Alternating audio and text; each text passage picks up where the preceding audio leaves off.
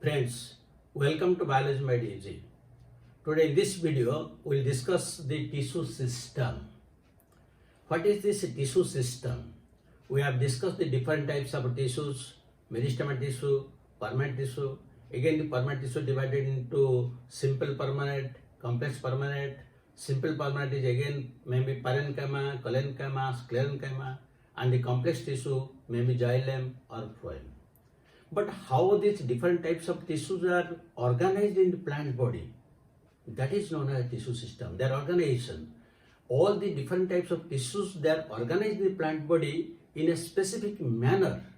So depending upon the structure and location, Sachs have divided the tissue system into three types. Depending upon the structure and location. This is the basis of classification. Structure and location. So Sachs divided the tissue system into three types. One is epidermal tissue system. Epidermal tissue system. The second one is ground tissue system, and the third one is vascular tissue system. These are the three types depending upon the structure and the location. Now we will discuss one after another. But one thing from the very beginning I am discussing that unless you have a complete idea about the different tissue systems, it becomes very difficult to understand the anatomy of stem, root and leaf. That is why before going through the anatomy of stem, root, leaf, a clear understanding of the different tissue systems is very important. So let us discuss one by one. First let us discuss the epidermal tissue system. The epidermal tissue system is the outermost layer, and that is a protective layer.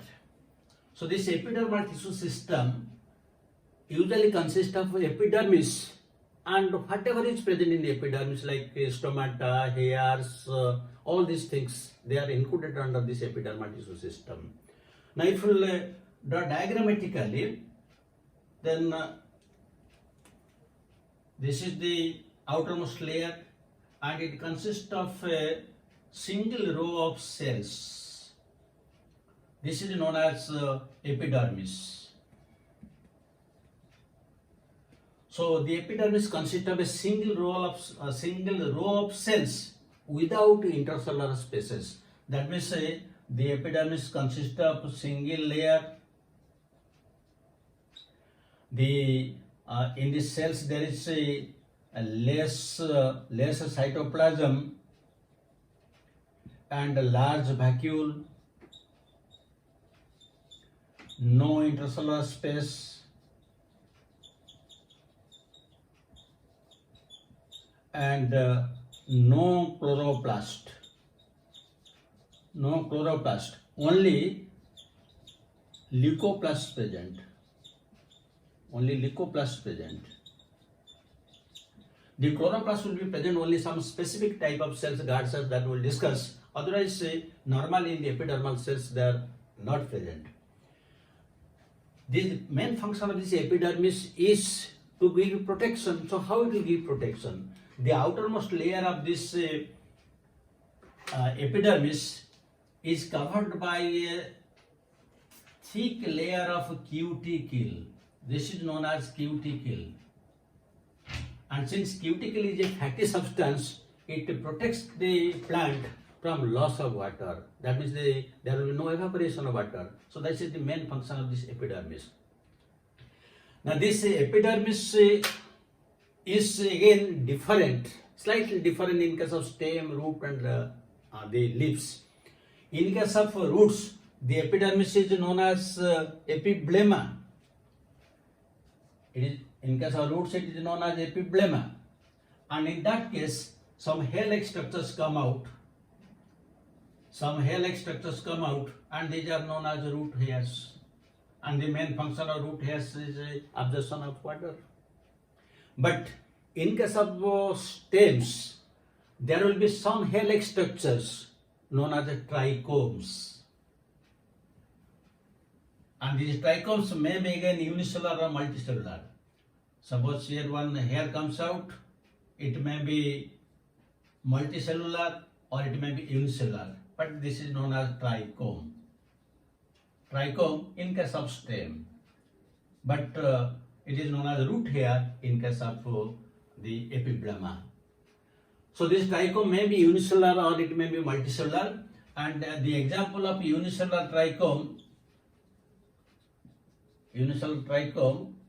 example is the cotton hairs. While the multicellular hairs, they store some mucilage and water to give protection. So this is the difference between the stem hairs and root hairs. But in case of leaves, particularly in case of monocot leaves, that means the grasses, some of the cells, some of the epidermal cells, they are quite big in size and highly vacuolate. They are known as bulliform cells. Bulliform cells or motor cells.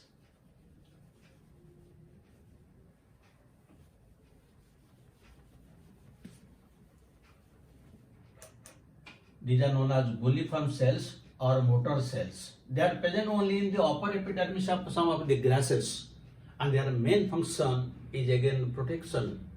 Because when there will be more sunlight and there will be more transpiration, to avoid that transpiration, these bulliform cells help in rolling of the leaves, so that the surface area exposed becomes less, so there is no loss of water. Again, when the transpiration decreases, again there will be unrolling of leaves. So these motor cells or bulliform cells, they usually help in rolling and unrolling of leaves. They help in rolling and unrolling of leaves, and usually they are present in grasses, means in most of the monocots.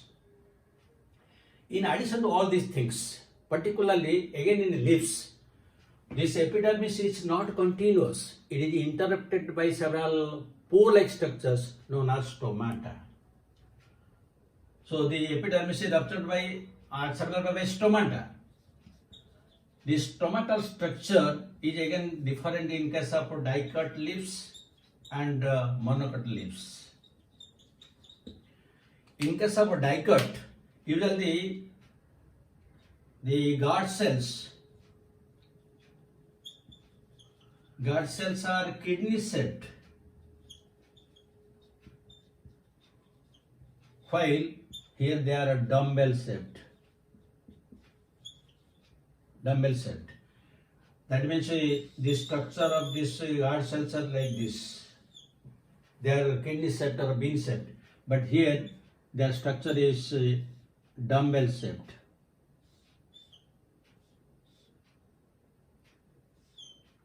Like this. So these are the guard cells.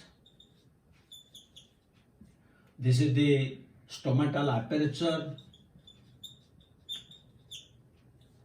And besides this, they are surrounded by some other cells known as subsidiary cells. These are the subsidiary cells. And now the guard cell, the stomatal aperture and the subsidiary cells, all the three together is known as stomatal apparatus. Stomatal apparatus. So these are the different parts of the epidermal tissue system.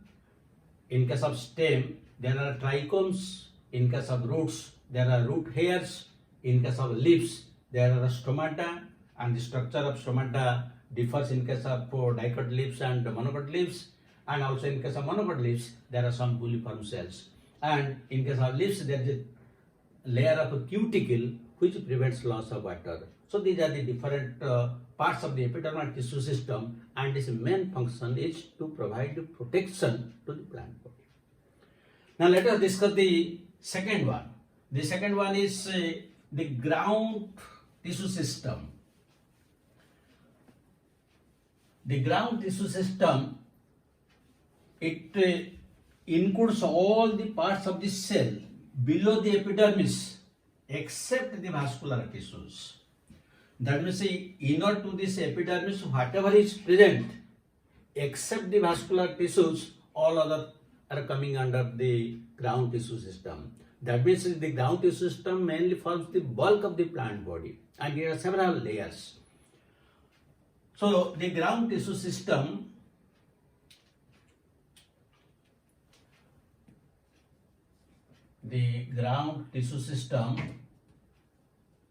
mainly it includes cortex, then pericycle, then medullary res and pith. The cortex may be again, it may be outer cortex, middle cortex and inner cortex. The outer cortex is known as hypodermis, the middle cortex is general cortex, and the inner cortex is known as endodermis. So let us discuss one by one. Now the ground tissue which forms the bulk of the plant body, below this epidermis, the cortex, first the outermost layer is known as hypodermis. The hypodermis, it is present just below this, and the hypodermis may be collencamatous or it may be sclerenchymatous. This is a hypodermis. It usually consists of 2 to 3 layers of cells, and usually it is collencamatous. Collencamatous in case of dicot stem, and it is sclerenchymatous in case of monopod stem. And the main function of this hypodermis is again to provide mechanical strength to the plant body. Now below this hypodermis, and this hypodermis is not present in case of roots, it is present only in case of stems, because its main function is to provide strength, because it is tensile, so that it, when the plant body will swing in air, it will not break down. Now below the hypodermis, there is another layer that is known as cortex. So the cortex is quite broad and consists of loosely arranged parenchymatous cells with a large intercellular spaces, and its main function is usually storage. So this is the cortex.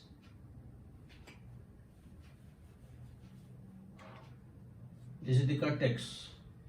That means this is the outer and this is the middle cortex. Now inner to this cortex, there is another layer which is known as the inner cortex. The inner cortex is known as endodermis. And the endodermis consists of a single layer of barrel-shaped cells. This is the endodermis. This is also known as inner cortex.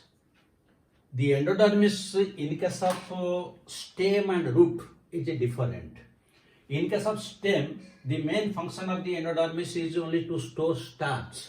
So in case of stem, the endodermis is known as starch sheath. Starch sheath. In case of stems, but in case of roots, its function is slightly different. Now it consists of a single layer of barrel-shaped cells, and it mainly regulates the flow of water, minerals, all these things when it will enter into the vascular bundles. It mainly regulates. How it regulates? The tangential and radial walls. In the radial and tangential walls, there will be deposition of suberin. There is a deposition of suberin, and this suberin is known as casparian strip.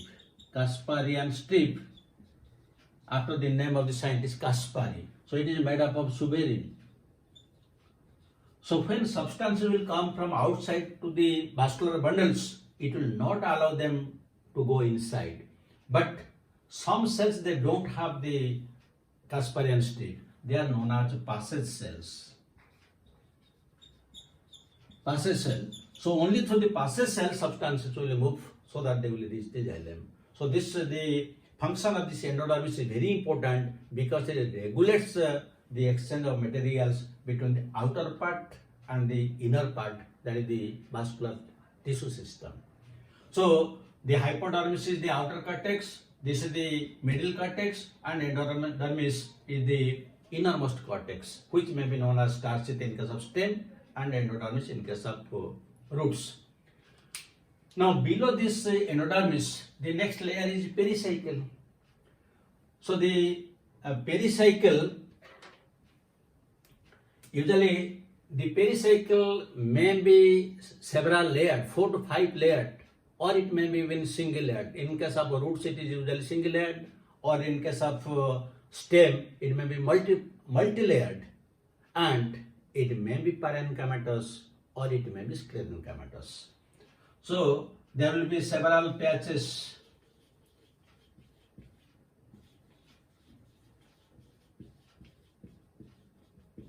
So this is usually pericycle. Pericycle,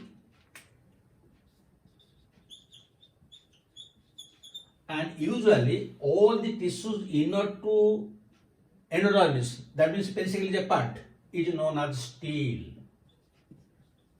Stele. Stele means all the tissues inner to endodermis. That means the pericycle is a part of stele. It is the outermost part of the stele.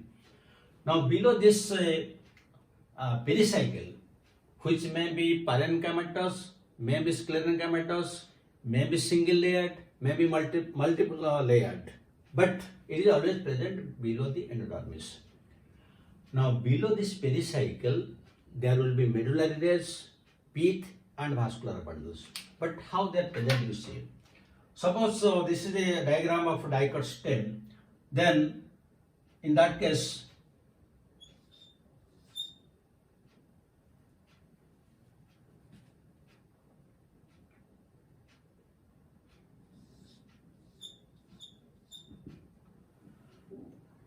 so you see, this is, or let us draw like this.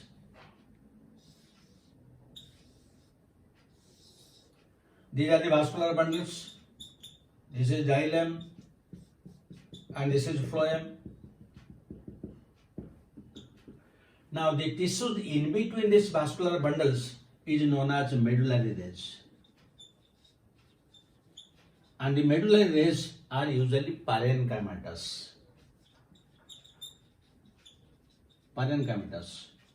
While the tissue which is present in the center, this is known as pith. It is known as pith, or also it is known as medulla, and it is also parenchymatous.